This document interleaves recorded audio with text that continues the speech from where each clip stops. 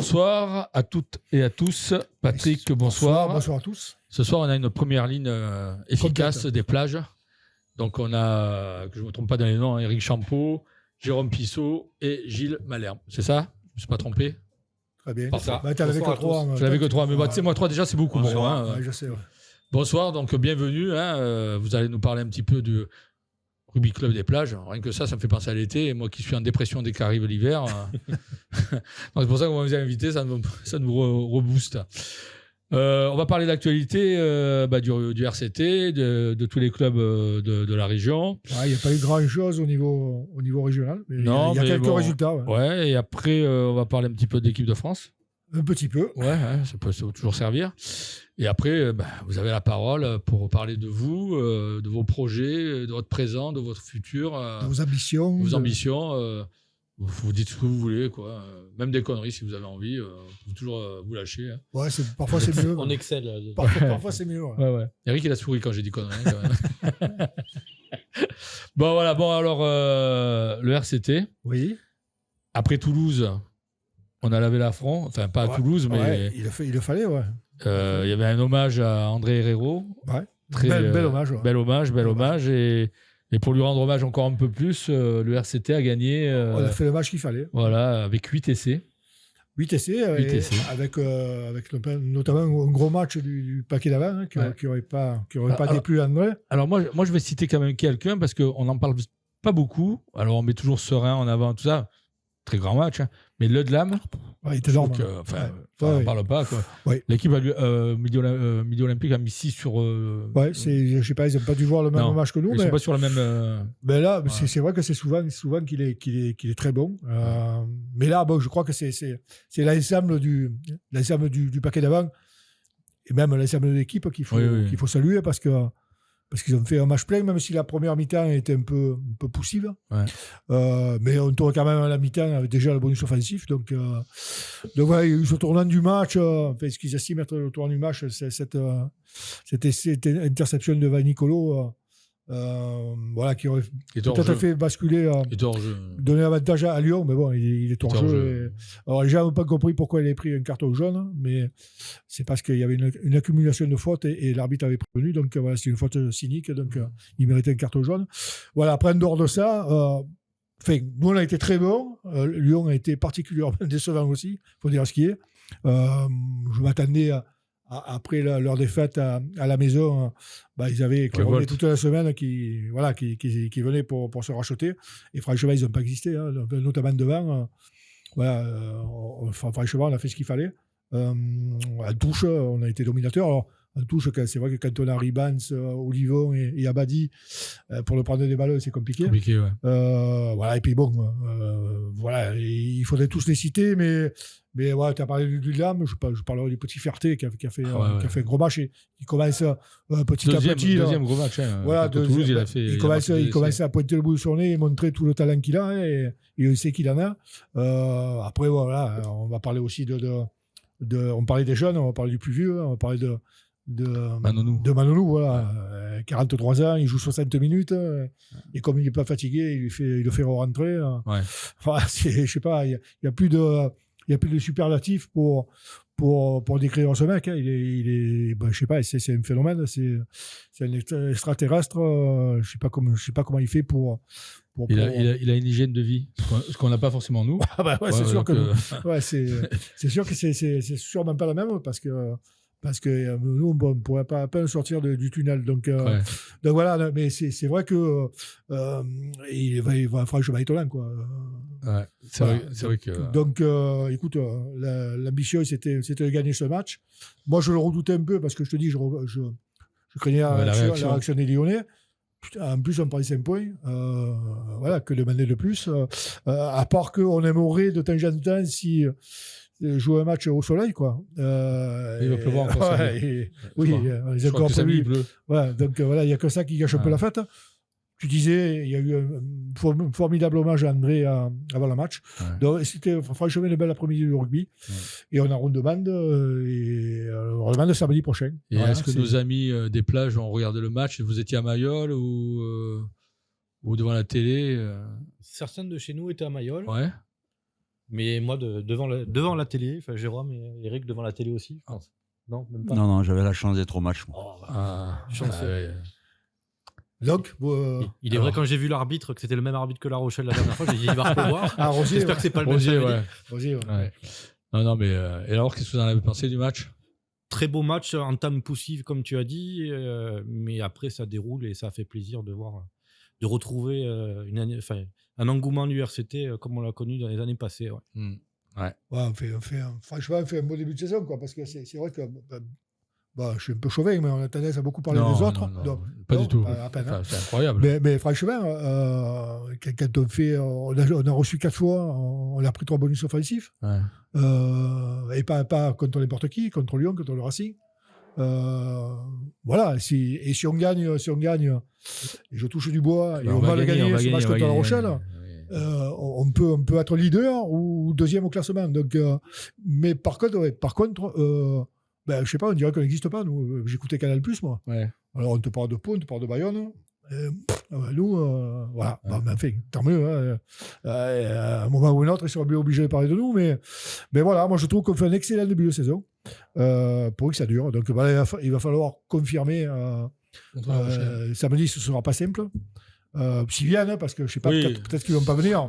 Oui, mais attends, O'Gara, enfin, moi j'aime bien les Irlandais, j'aime bien les Britanniques, mais O'Gara, il a tendance à toujours m'énerver. Particulièrement pénible. Oui, mais bon, c'est tellement gros que puis il met la pression à personne, quoi. Franchement, qui peut imaginer qu'il ne vienne pas à Toulon, quoi. Qu'il déclare forfait. Il prend ses 5 points. Je vais en parler au vestiaire, après j'en parlerai au Dijon. C'est 32 000 € d'amende, 5 points et moins de 2 points au classement. S'il ne veut pas venir, il ne vient pas. C'est pas un problème. Mais c'était. Je ne sais pas pourquoi il a dit ça. Voilà, mais la meilleure réponse à lui donner, ça sera sur le terrain.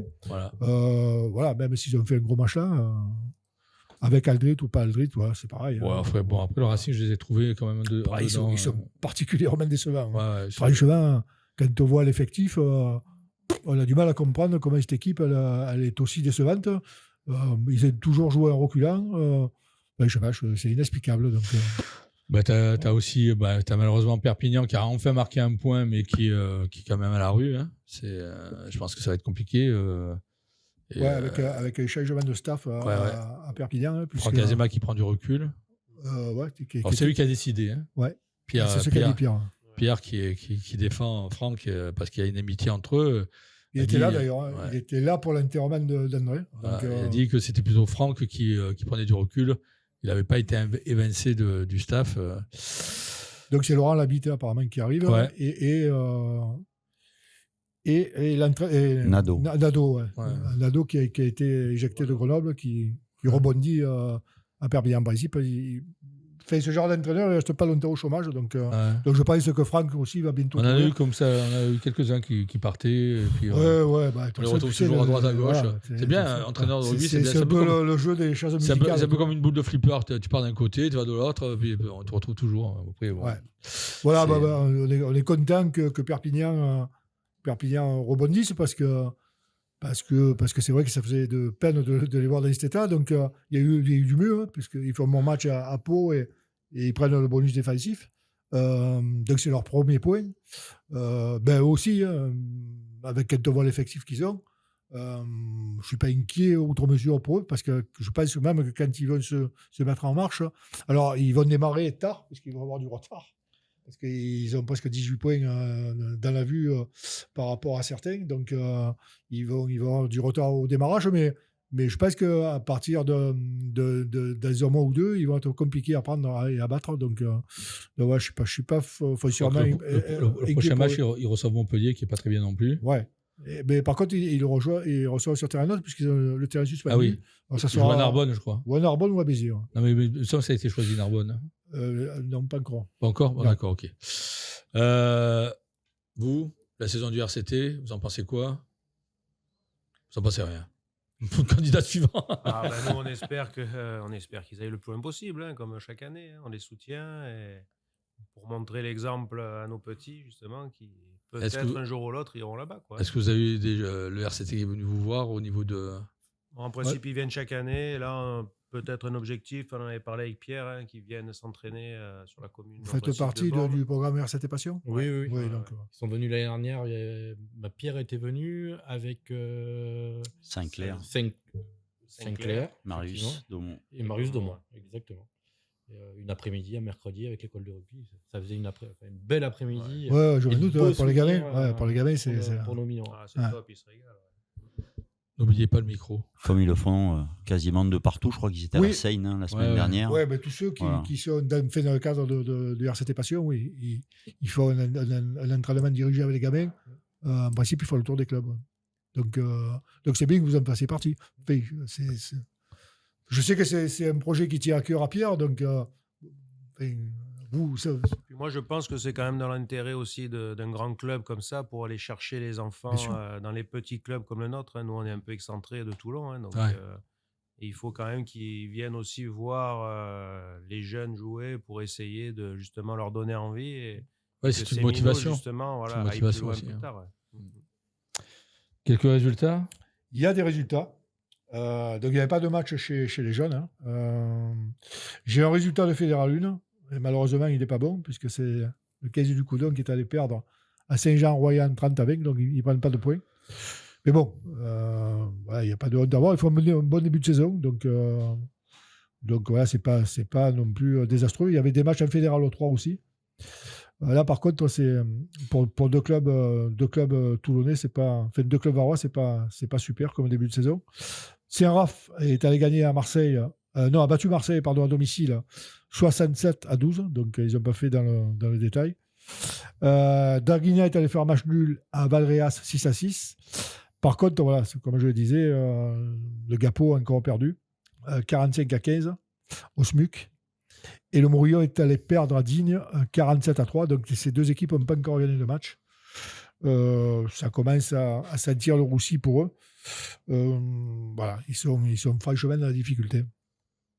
Il y avait aussi des matchs en féminine. Ouais.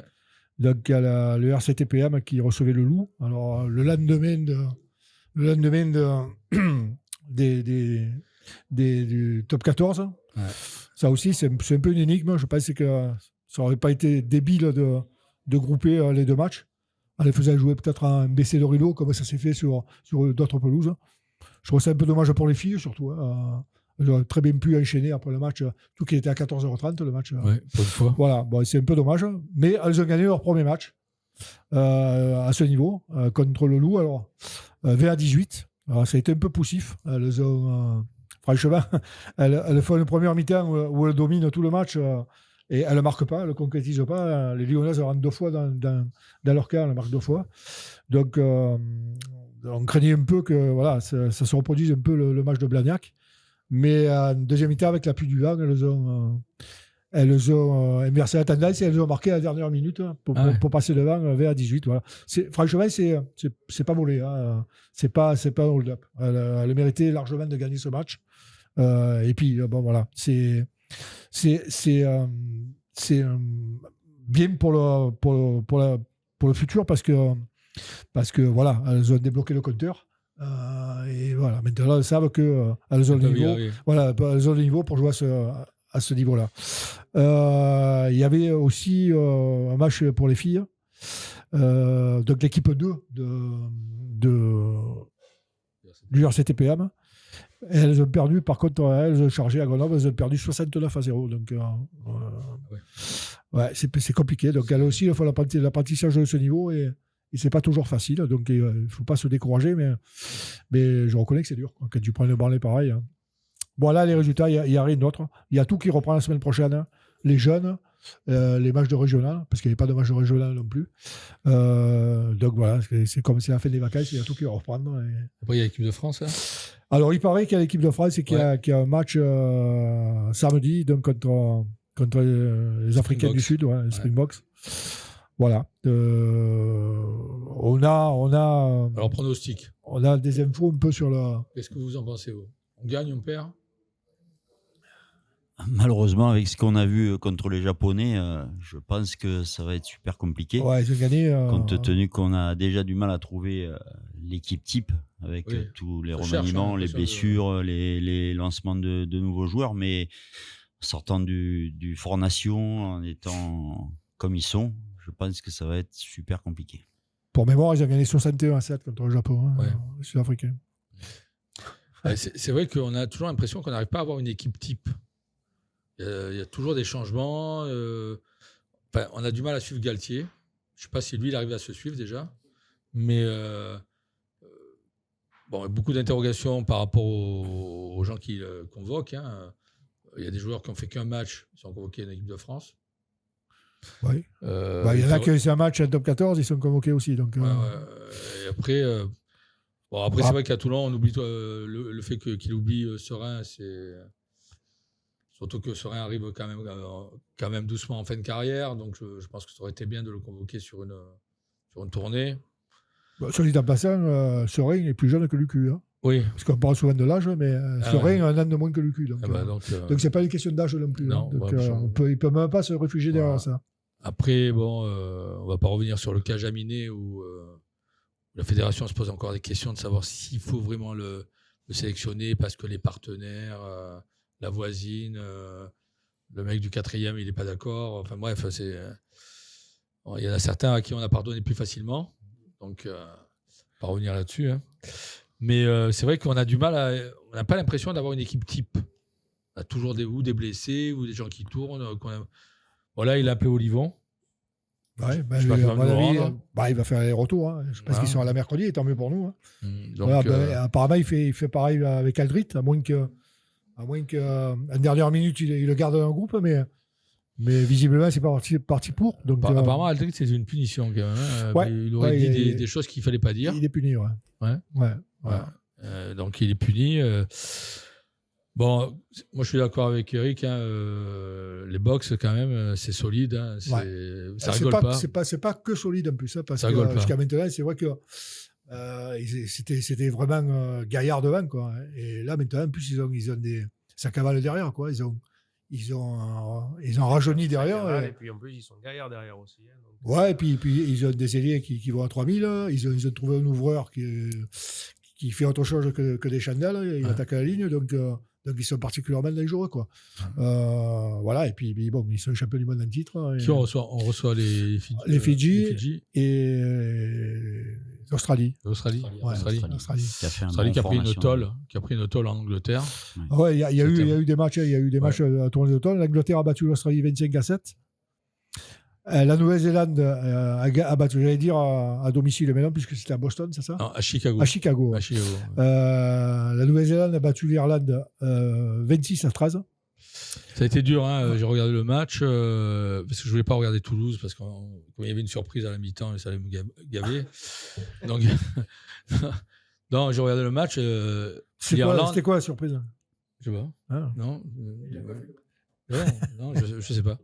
Tant pis pour la surprise. Mais l'Irlande a une grosse équipe encore. Ils ont tenu tête aux All Blacks pendant 1 heure.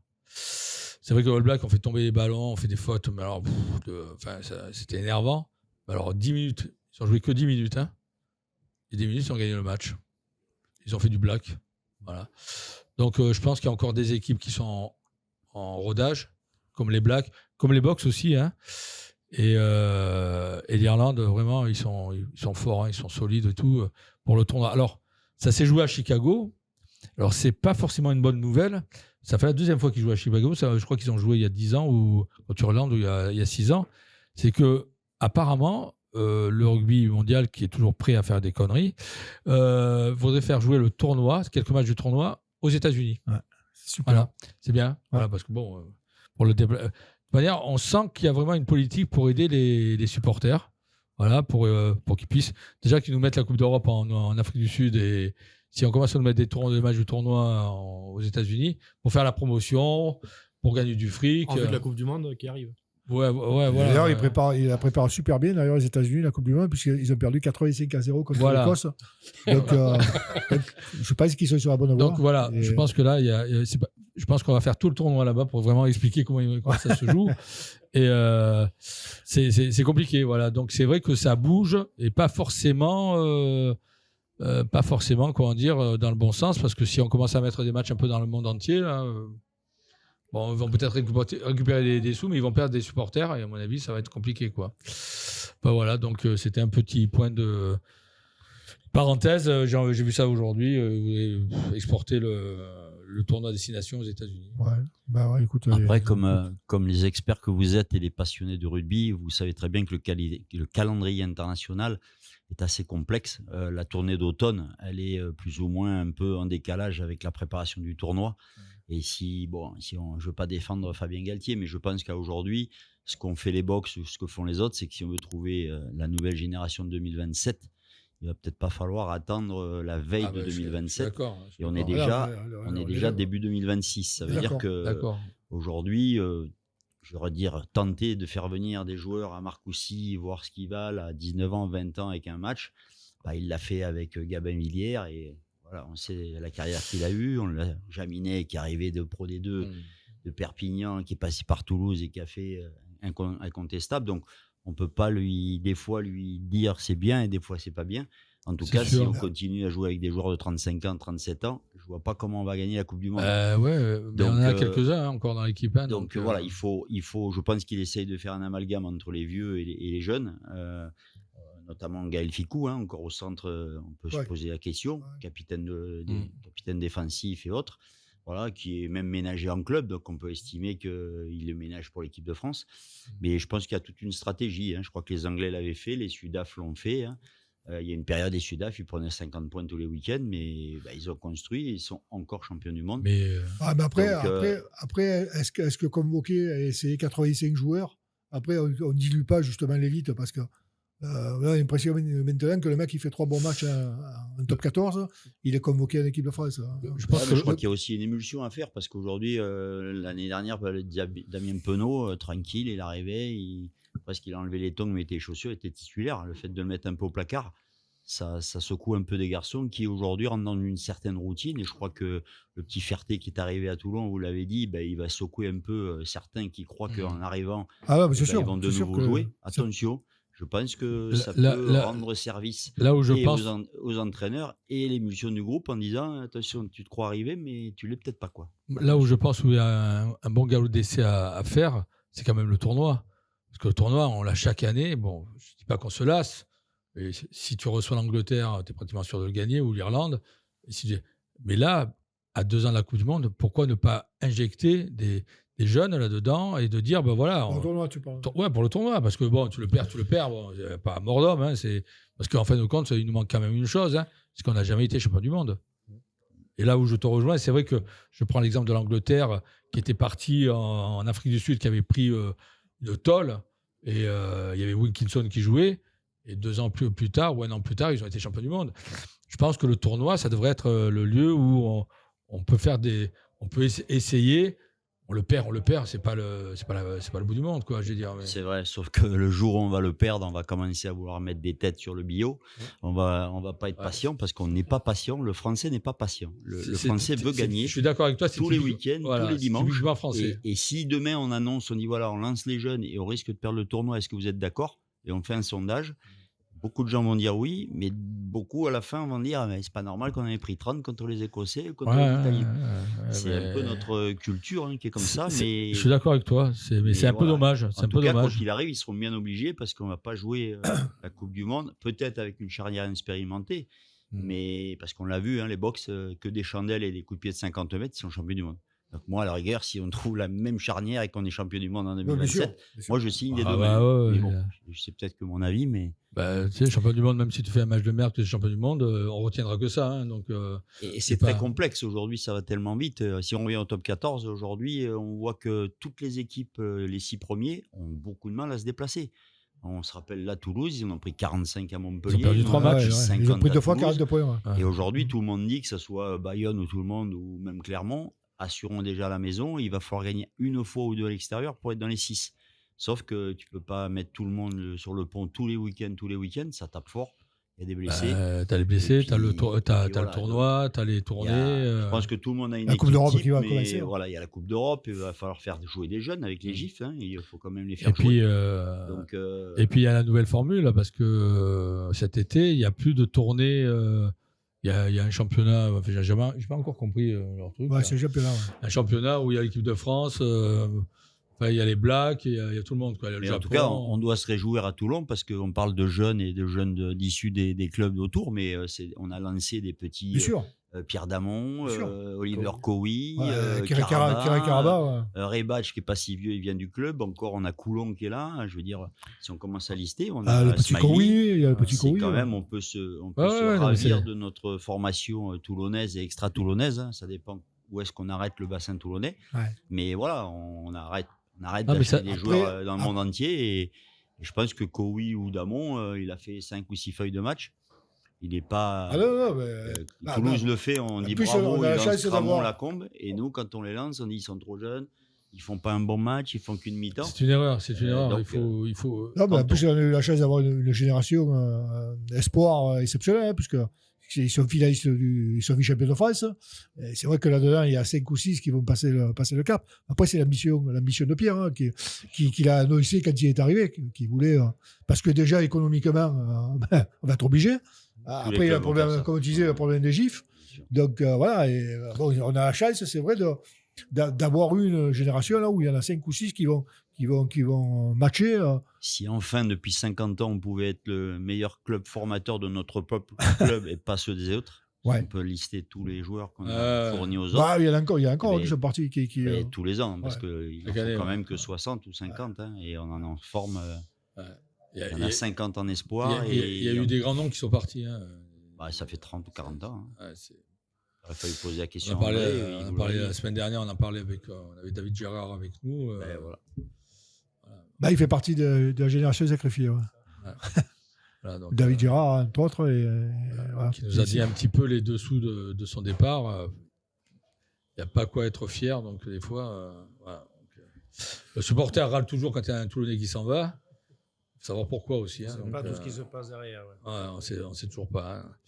Mais c'est vrai qu'on surtout en ce moment, on alimente beaucoup les clubs de Pro D2. Il y a quelques tournées, Boulassel, il y a Danglo à Colomiers, il y a Adélaïde, le deuxième ligne, qui est prêté, lui d'ailleurs. Il a fait un gros match avec Colomiers. Ça aussi, c'est nouveau. On arrive maintenant à prêter des joueurs. Des jeunes pour qu'ils s'aguerrissent, et voilà, c'est tout bénef, hein, on va pouvoir récupérer Mathieu aussi. Smiley, il me semble qu'il est parti pendant un an à Mont-de-Marsan, il est revenu, donc pourquoi les autres le font avec Toulouse, ils n'ont pas ils ont envoyé Ramos pendant 2 ans, il est revenu, c'est Ramos, donc c'est peut-être la solution. C'est la solution. Toulouse, ils ont parrainé Dupont à la maternité et il est revenu. Hein, donc, il a recruté sur l'autographiie. Nous aussi, on avait Pierre Mignoni en cadet, il est revenu, mais en tant qu'entraîneur, donc ça va, on s'en sort bien. Il a mis du temps. Non, mais c'est vrai. Il avait toujours la même taille quand il est revenu, Pierre. Ouais, en tout cas, ça fait 2 ans, voilà, on tape aux portes de la qualif et des finales. Oui. Avec tout ce qui. C'est dur, hein, c'est hard tous les week-ends. Et voilà, si on est dans les 4 ou dans les 2, puis on a gagné un échange européen. Dans la continuité. Le bilan de Pierre, il est magnifique. Hein. Il est arrivé la première année, on gagne un échange européen. La deuxième année, on finit dans les 6. La troisième année, on fait une demi et un quart de finale de Champions Cup. Il n'y a rien à dire. C'est un gros travail de fond. Après, comme dit Eric, les gens, ils ne sont jamais contents. Ouais. C'est-à-dire que si t'es pas finaliste, à Toulouse, ils étaient mal habitués. On les a habitués. On leur a donné du caviar depuis 30 ans. 87, 92. Parce que puis pareil. Les 3 années de Coupe d'Europe, ça a été ça a tué tout le monde. Hein. Mais on ne peut pas le refaire. Avec ce qui avait été le modèle économique, et on ne pourra pas le refaire. C'est fini, mais ils n'auraient pas le comprendre. Mais personne ne peut le refaire. Des fois, tu vois des joueurs. Comme tu dis, entre 1931 et 1997, on n'a rien gagné. Ouais. Mec, il y a des mecs qui n'ont jamais vu le bouclier. Mec, mais c'est vrai qu'il y a des fois, quand tu regardes les joueurs, tu te dis putain, mais lui, il a joué à Toulon, des grands joueurs. Hein. Il y a tellement eu de joueurs qui sont passés dans les 10 ans de Mourad, tu te dis putain, mais c'est pas possible. Mais voilà, le problème, c'est que maintenant, ils se sont mis à la tête que si tu n'étais pas champion tous les 2 ans, c'était une contre-performance. Voilà.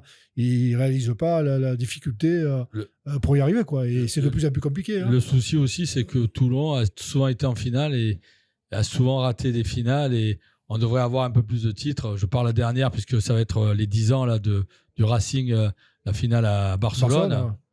Comment tu peux perdre cette finale? Et pourtant, avec les joueurs qu'on a sur le terrain, avec un carton rouge en face, et tu la perds. Et il y a combien de finales qu'on aurait pu inscrire notre nom Heureusement qu'on n'est pas Clermontois. Hein.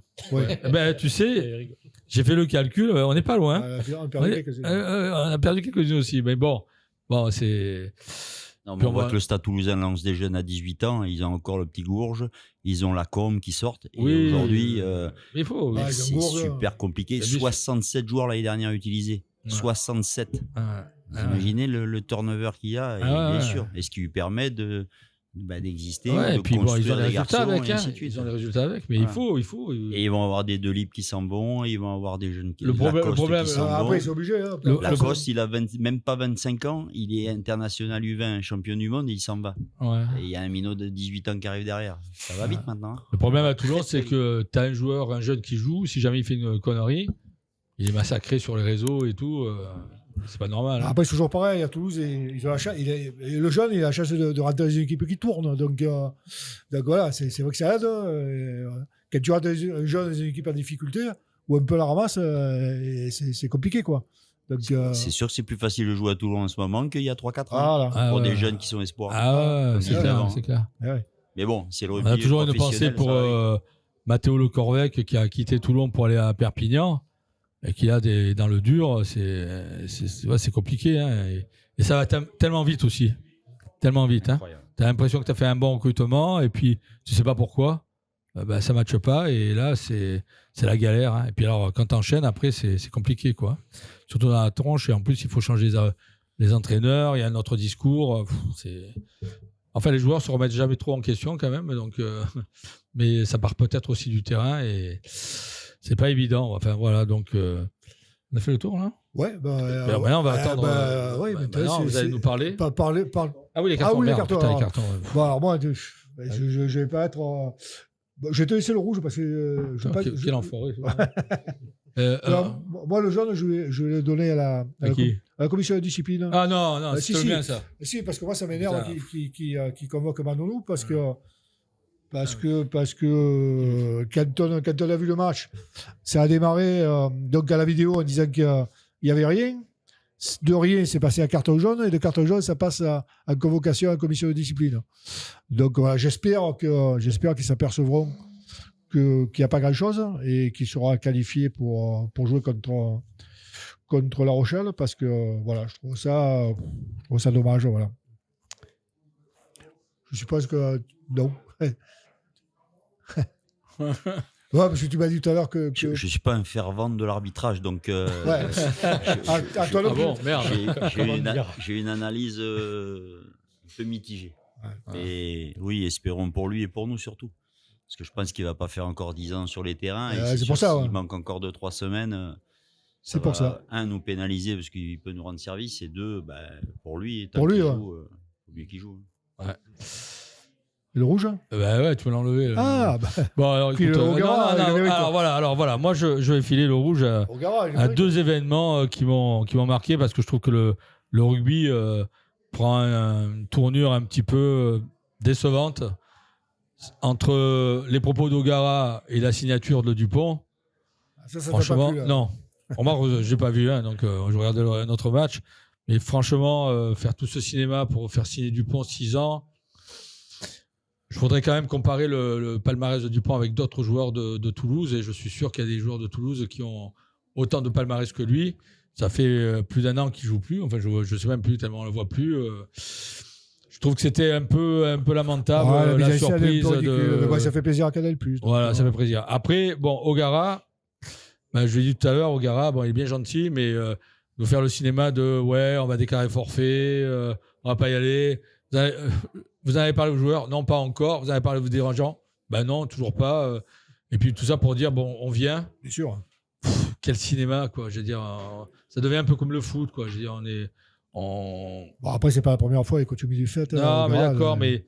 Il était déjà casse-couille quand il jouait. Donc, Non, mais il y a tout un rituel là, sur le rugby qui devient un peu lourd, quoi. Bon, j'aime bien quand, pour revenir à Dupont, quand les gens ils disent oui, mais c'est un garçon discret. Putain, on le voit de partout, quoi. Un coup il est avec Iris, un coup il est chez lui, un coup il achète une maison, maintenant il signe un contrat. Putain, il fructifie son image. Ouais. Il peut, là. Ah oui.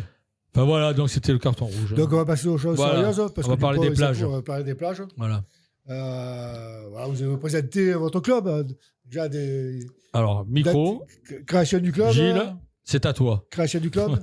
Création du club, Jérôme en parlera mieux que moi, puisque c'est un peu l'historique de l'équipe là aujourd'hui. Mais les plages aujourd'hui, c'est un club de 3 villages. La Londe, Bormes, le Lavandou, une centaine de licenciés, une école de rugby. Et on remet sur pied une équipe senior qui n'existait plus depuis quelques années auparavant. Donc ça fait 3 ans qu'Éric est parmi nous aussi pour remettre sur pied une équipe senior.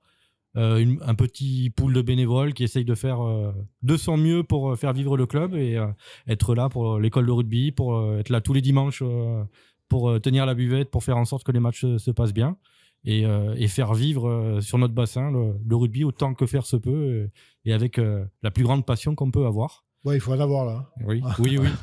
De l'envie, de la foi et de la passion. Ouais. Combien de minnots à l'école de rugby ? On a entre 40 et 50 aujourd'hui. Donc on a catégories qui sont bien implantées depuis quelques années, c'est M8, M10, M12. On a créé cette année la section Baby Rugby le samedi matin, qui accueille une quinzaine de minots. Et on avait beaucoup de demandes sur les forums d'associations depuis quelques années. Et c'est la réussite de cette année où on arrive à avoir un effectif sympathique. Les M6 aussi, du coup, pour faire le lien entre Baby Rugby et les plus grandes sections. Donc avec ça nous fait un petit pool d'une 50aine de minots à peu près.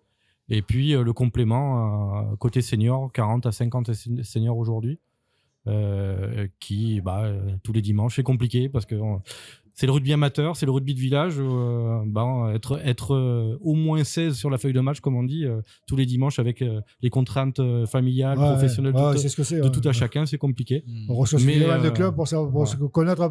Vous avez tous la même problématique. À nos niveaux, on sait que on est tous à la même enseigne. Donc on continue notre chemin. Début du championnat, et ça donne quoi ?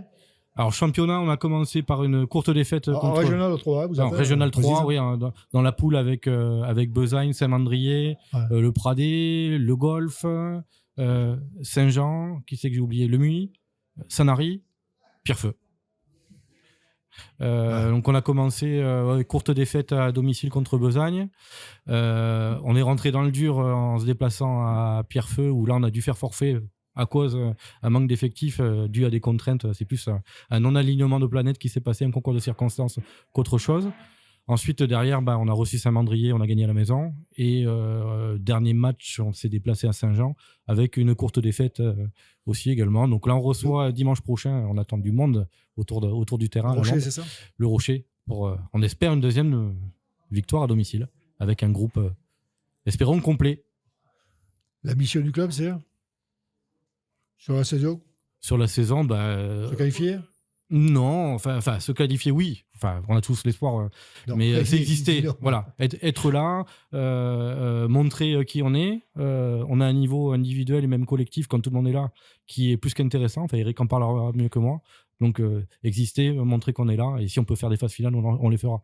Mais c'est pas l'objectif affiché, mais on ira quand même. Bien sûr, bien sûr. Eric, Jérôme, pour la création du club, comment c'est venu ? Parce qu'en fait, quand on entend parler de Bormes, le Lavandou et la Londe, on pense plutôt aux plages, à l'été, plutôt qu'au rugby. Justement, le nom du club justement fait référence aux 3 communes, Bormes, le Lavandou, la Londe. Donc 2 clubs au démarrage dans les années 70 peut-être. Le Lavandou, le SOL du Lavandou et le SOL de la Londe. Bormes n'avait pas de club de rugby, c'était que du foot. Et avec les aléas, les contraintes, pas assez de joueurs et tout ça, donc on a fait une entente avec la Londe. Et ensuite, on a fait une entente au niveau des 3 communes administrativement, Bormes, le Lavandou, la Londe. Et on a fait d'abord un club qui s'appelait le RCLB. Et ensuite, ça a été, donc c'était que le Lavandou et Bormes.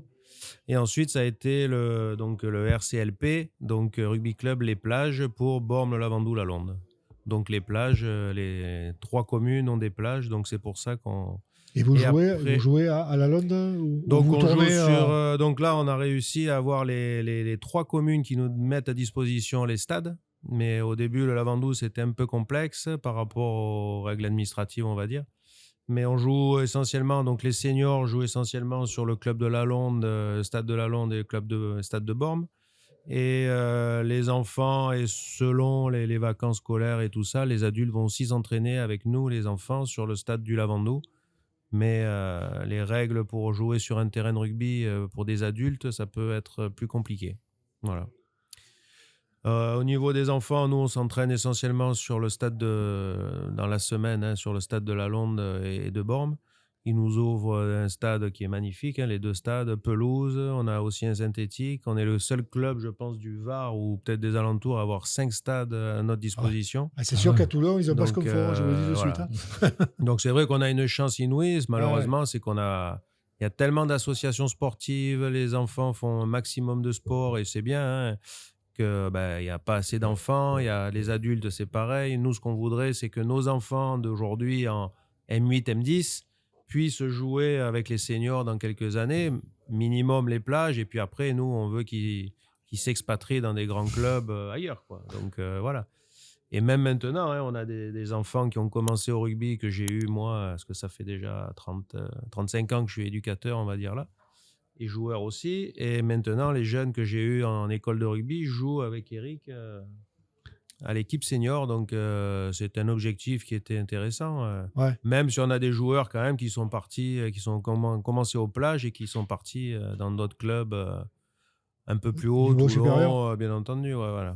Donc bon, on continue notre boulot. On est, comme il dit Gilles, passionné parce qu'autrement on serait pas là. Il faut l'être. Là, vaut mieux. Et puis voilà, on a des enfants. Moi, j'ai des enfants qui jouent encore au rugby, donc ils sont là, et d'autres ailleurs. Donc voilà, c'est l'essentiel, c'est d'être fier d'eux. Moi, je suis fier des 3 qui jouent au rugby, et puis fier de tous les minots qui sont avec nous aussi pour les faire évoluer, quoi. Donc c'est bien. Donc c'est la formation, le maître mot de. Nous, c'est la formation, de toute manière. Club, c'est ça. Voilà, notre objectif, c'est ça, de les former, de leur montrer un chemin à prendre, et après... D'intérêt des hommes aussi. Voilà, exactement. Des joueurs, des hommes. Nous, à partir de 14 ans, on les a plus parce qu'on n'a pas, pour l'instant, la structure parce qu'il faudrait avoir beaucoup d'effectifs. Et ensuite, voilà, nous, on leur a donné des bonnes bases. Vous n'avez pas de cadets, pas de juniors Non, ça fait déjà 5-6 ans, peut-être même plus, qu'on n'a plus de cadets et plus de juniors. Donc malheureusement, à partir de là, nous, on les envoie dans d'autres clubs, comme hier, mais bon, voilà, c'est hier, on va dire. Ensuite, on les envoie sur La Valette, Toulon, et des enfants qui sortent de l'école de rugby des plages sont à La Valette et à Toulon cette année. C'est dommage, parce que... Après, c'est un âge compliqué. Après c'est à partir de cadet, junior. Compliqué au niveau scolaire, parce que nous, on essaye de les suivre quand même vachement au niveau du scolaire, parce que c'est important pour moi. Moi, j'ai eu la chance d'aller à l'école à la Grande Tourache avec Daniel Herrero en tant qu'éducateur, entraîneur et maître du rugby pour moi, et donc il nous a montré toutes ces valeurs-là qu'on essaye d'inculquer à nos enfants. Et c'est vrai que si on n'est pas bon dans l'école, on ne peut pas être bon au rugby. Et puis je pense que vice-versa, c'est important. Tout est lié pour moi. Et toi, Eric, alors, dans cet effectif? Moi, je vais faire une parenthèse sur le club. C'est qu'aujourd'hui, je suis content que ce soit un club amateur.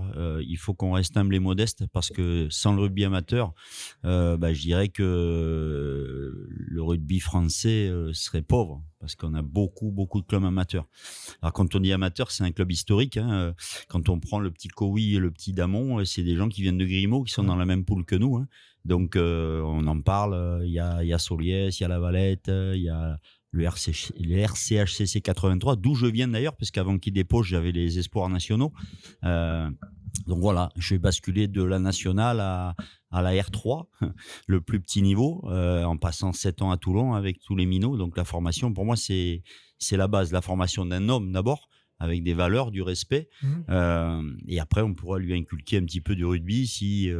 tant soit peu, il y arrive, et voilà. Après, pour le club, moi, je suis content d'avoir des pères de famille qui puissent s'exprimer le week-end, parce qu'ils travaillent toute la semaine.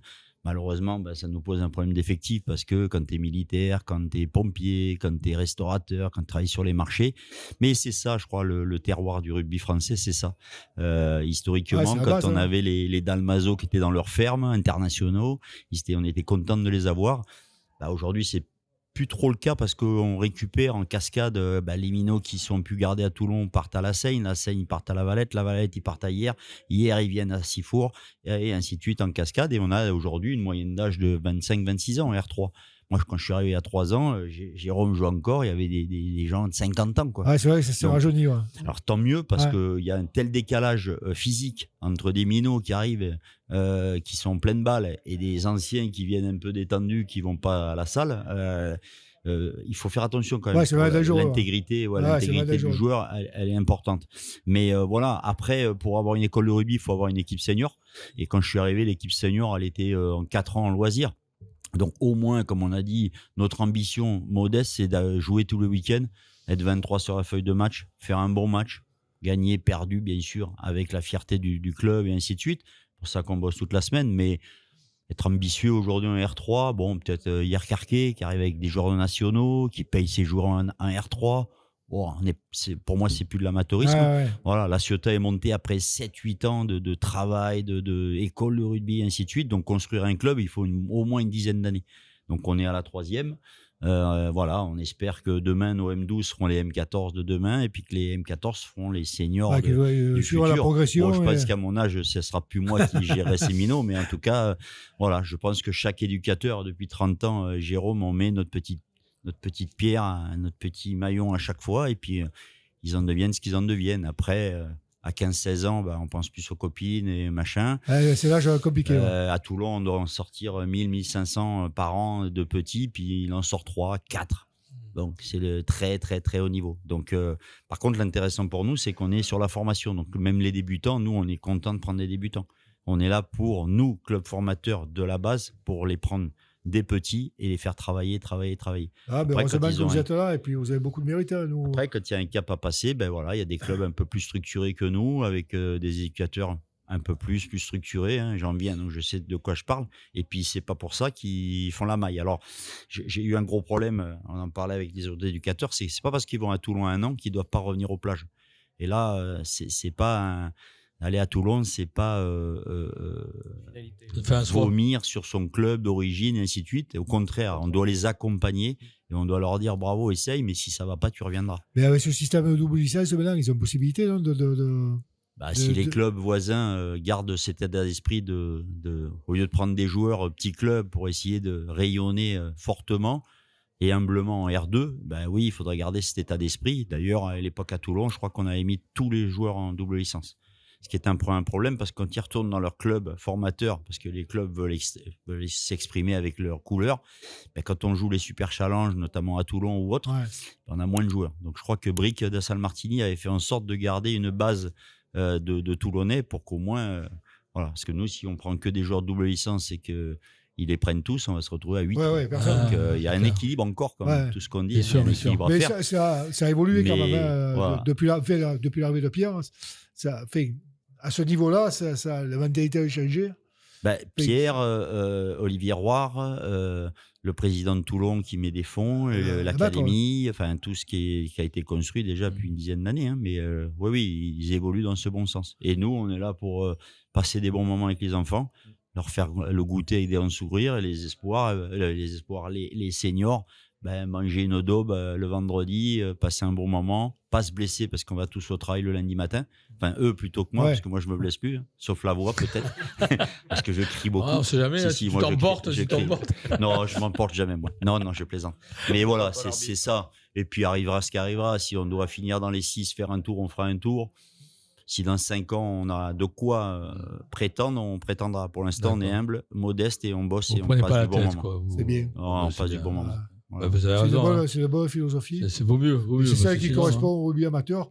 Voilà, comme tu dis, c'est la base. Voilà, c'est je crois que mettre la charrue avant les bœufs, les gens seront rattrapés par la patrouille parce que l'amateur s'arrête de la c'est pas les exemples de clubs qui manquent dans la région. Je préfère pas donner de nom. Oui, là, on les connaît. On sent qu'il y a...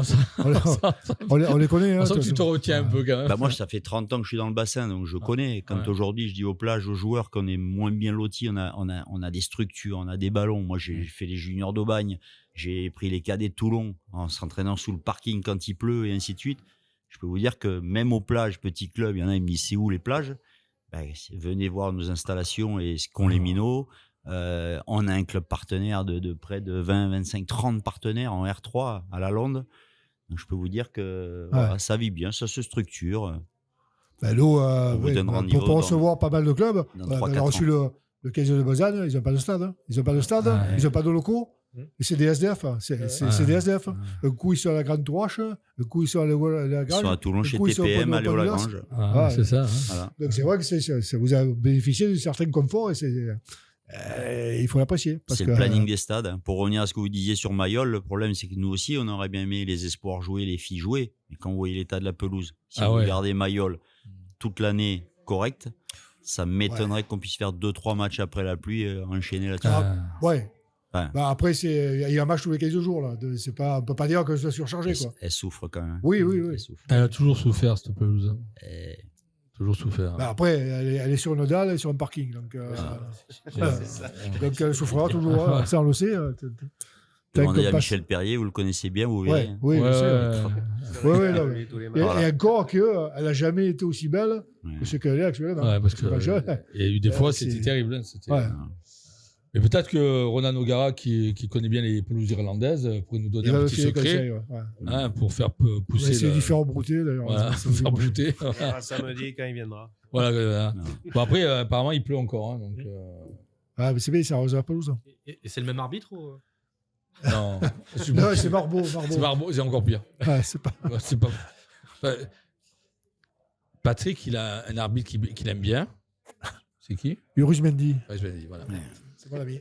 C'est son ami, voilà. C'est son ami. On a été à Vannes, parce qu'on se déplace quand même. Il était au bord, il était à 1 mètre, 1m50. Il a été obligé de changer de côté. Il nous avait un peu niqué à Castres quelques temps à Vannes, donc il avait pas de travers. Il s'est rappelé. Mais c'est pas bien. Après, non, mais c'est vrai. La prochaine fois, je mets un carton rouge. C'est pas bien. Après, il y a 3 ans, on ne donnait pas cher des plages, alors que c'est un club historique. On entame notre 3e année, on est 40 licenciés. Et voilà, si on est milieu de tableau, en tout cas, comptez avec nous. Tout ce qu'on peut vous souhaiter, c'est le meilleur. Par contre, si vous avez des événements, si vous avez des choses à mettre en place... Des tournois, non? Des tournois je sais que vous avez fait... le 8 mai. N'hésitez pas à nous communiquer dessus. Je sais que vous avez fait un bel Octobre Rose et que vous avez récompensé une des associations locales phares qui aident des personnes qui ont des maladies chroniques, et vous avez fait un beau geste et je vous en félicite. Parce qu'il n'y en a pas beaucoup qui le font. Et vous avez su, peut-être petit club des plages, mais vous avez relevé un défi qui était à la hauteur de même plus qu'on ne pouvait espérer. Donc merci encore pour tous ces gens qui souffrent contre la maladie. Vous avez été au top. C'est l'ADN du club et des bénévoles, justement. Okay. C'est ça. Ça fait partie, comme dit Eric, de l'ADN du club, et ça fait partie du rôle d'éducation qu'on a vis-à-vis de nos minots aussi, de montrer qu'on s'ouvre vers l'extérieur et vers des causes qui sont importantes pour la vie. Qui touchent tout le monde. Exactement. Hélas, qui touchent tout le monde. Merci en tout cas. Écoutez, on vous souhaite le meilleur. Bonne fin de saison. Non. Je voulais donner rendez-vous à qui? Tout le public tournait pour venir supporter le RCT qui a besoin, parce que et on se dirige visiblement vers un guichet fermé. Le premier de la saison. Alors, bon. C'est-à-dire que là, il faut en profiter parce que c'est à 16h30. Avant qu'on repasse au match à 21h. 21h. Donc voilà. Voilà, dimanche soir à 21h. Rendez-vous samedi, 16h30. Voilà, 16h30 à Mayol. Merci les plages. Et aux plages, donc dimanche après-midi. Dimanche à 15h à la Lande. 15h. Voilà, 15h à la Lande. Donc voilà, Stade Vitria. Voilà, un week-end de rugby, Mayol et Stade Vitria à la Lande le dimanche. Comme ça, vous avez fait le plein. Merci à vous. Bonne continuation et on reste en contact sans problème. Merci pour votre accueil. À bientôt. À bientôt. Merci.